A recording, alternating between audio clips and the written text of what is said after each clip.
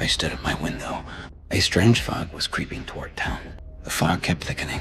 It swallowed our town. A chill crawled up my spine. Something terrible was coming. I grabbed my son, Billy, and ran into the supermarket. A siren ripped through the air. Then a man covered in blood burst through the doors.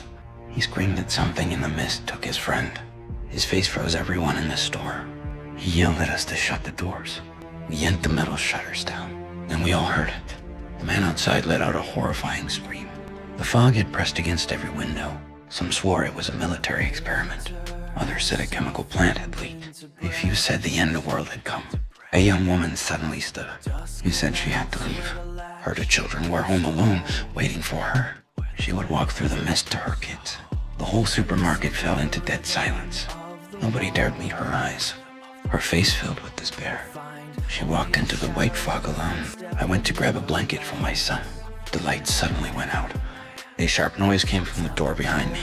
The door shook violently. Something was pounding against it. My blood ran cold. I ran back upstairs. I told the others what I heard, but none of them believed me.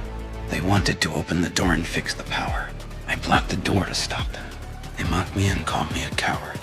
They pulled the door up anyway. Those two were still laughing at me. A second later, their smiles froze. What I saw froze me to the bone. Those two had just mocked me. Now they stood paralyzed. A massive tentacle stabbed straight through the baggy boy's chest. More tentacles came pouring in through the doorway. The men stood frozen, too scared to help. The young guy was dragged outside alive. We fought to pull the steel door down. We ran back to the front of the store. I told everyone what happened, but I never saw this coming. Norton refused to believe a word. He was sure we were lying. I offered to show him the tentacle myself, but he flat out refused. Fear had pushed people to deny reality. I leads him down there. The manager saw the blood in the tentacle himself. He poked it with a stick. It was still witching. It melted into pitch black liquid. The manager made everyone face the truth. He stacked dog food bags against the glass doors, but the people inside grew more extreme. The crowd split into three groups. I knew we had to fight. Norton refused to believe any of it. He gathered a group to go. He wanted to walk into the mist for help.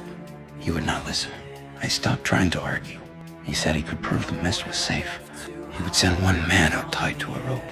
If that man came back alive, the mist would be safe. One man finally agreed to go. We tied a rope around his waist.